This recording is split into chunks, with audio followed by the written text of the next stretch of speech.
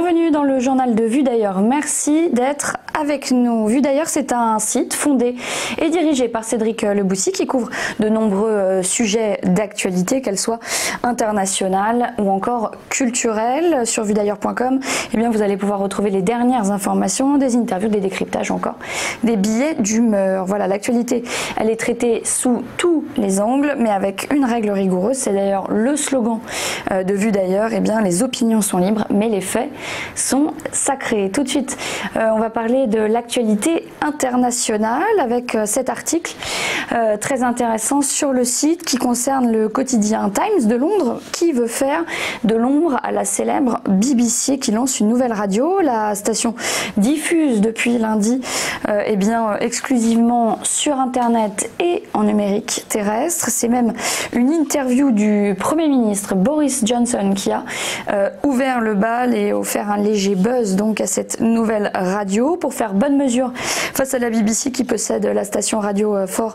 très populaire. Eh bien, le modèle de Times Radio est disponible gratuitement, lui aussi sans publicité, même si les programmes peuvent être sponsorisés par différentes marques. L'antenne, elle permettra d'exposer à eh bien, une nouvelle audience les contenus du Times, la radio qui prétend eh bien, aussi pouvoir offrir une bande-son quotidienne aux personnes en télétravail donc pendant cette crise du Covid-19. Alors pour en savoir plus sur cette nouvelle radio, rendez-vous sur le site vuedailleurs.com pour plus de détails. Dans un instant, l'actualité en France, on va parler du métro parisien en difficulté.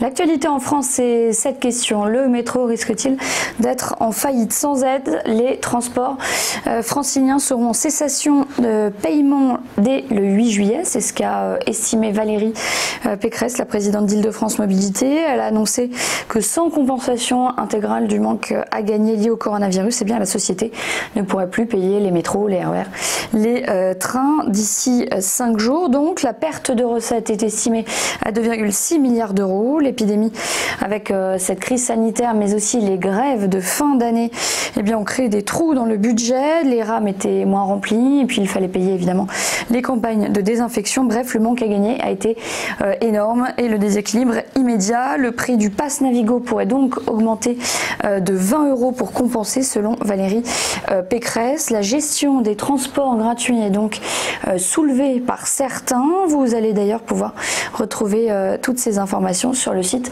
de Vue d'ailleurs. À suivre dans un instant l'actualité économique et sociale.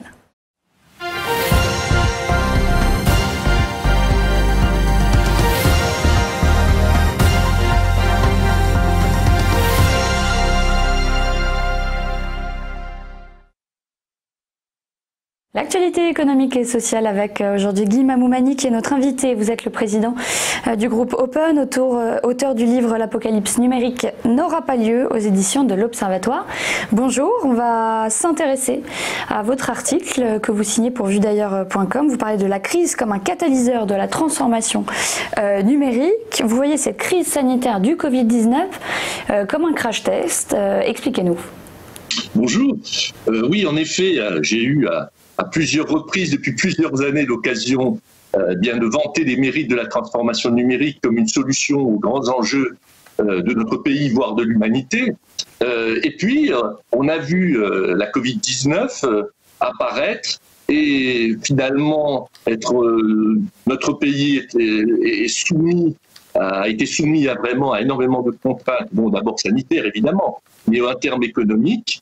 On a vu justement que le numérique venait comme une réponse à ces grands enjeux. On a vu des millions d'enfants pouvoir aller à l'école à distance, les actes de télémédecine se démultiplier, des milliers de salariés qui ont pu travailler grâce au télétravail. Et puis même quelque chose d'un peu surprenant, et finalement la création de réseaux, de liens sociaux au travers du numérique. Et donc par conséquent, j'ai considéré qu'on avait fait une sorte de crash test, autrement dit qu'on avait vu que le numérique pouvait vraiment être une réponse à ces grands enjeux.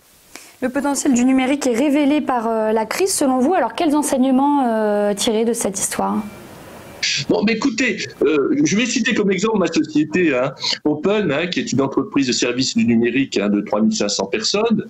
Le 11 mars, quand les instructions de confinement ont été données, on a dû en quelques jours mettre plusieurs milliers de personnes, voire presque 3000 personnes en télétravail. Bon, j'ai trouvé ça absolument exceptionnel. Nous avons pu offrir la continuité technique à nos clients et finalement amortir le choc. Et vous pourriez dire exactement la même chose sur le travail des enseignants dans leur continuité pédagogique ou des médecins. Donc je crois que là, ça a mis en exergue qu'il fallait absolument déployer le numérique de façon à répondre aux grands enjeux de notre pays, même dans le futur. Bon, il y avait quand même quelque chose que je dois modérer dans mon enthousiasme, c'est qu'on a vu aussi que la couverture numérique était indispensable, ce qui n'est pas encore le cas. Cette couverture doit être un droit, le droit à l'Internet doit être similaire à celui de l'eau ou de l'électricité. On a vu aussi que tout le monde n'était pas prêt. Par conséquent, l'éducation, la formation, la culturation sont absolument impératives. Il ne faut pas que nous créions de nouvelles inégalités. Et la réponse est justement cette préparation à cette transformation. Merci beaucoup Guy Mamou Mani d'avoir répondu à nos questions. À suivre dans un instant l'actualité culturelle.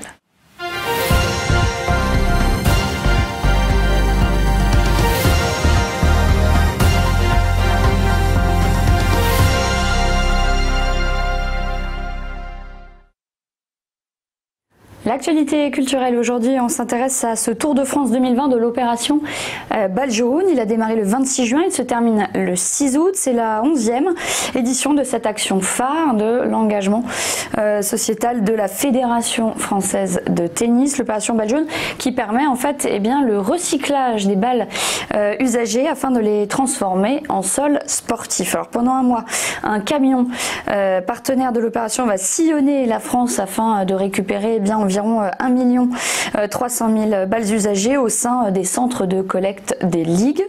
26 dates sont programmées pour un total de 37 points de collecte. L'opération a déjà permis dans le passé de récolter 12,3 millions de balles usagées, ce depuis maintenant 11 ans. L'opération Bal Jaune qui est une action emblématique du développement durable dans le monde du sport et qui lie étroitement les aspects environnementaux, économiques et sociaux de la pratique sportive. Vous pouvez retrouver toutes ces informations évidemment sur le site Vue d'ailleurs. Merci d'avoir été avec nous. On se retrouve très vite.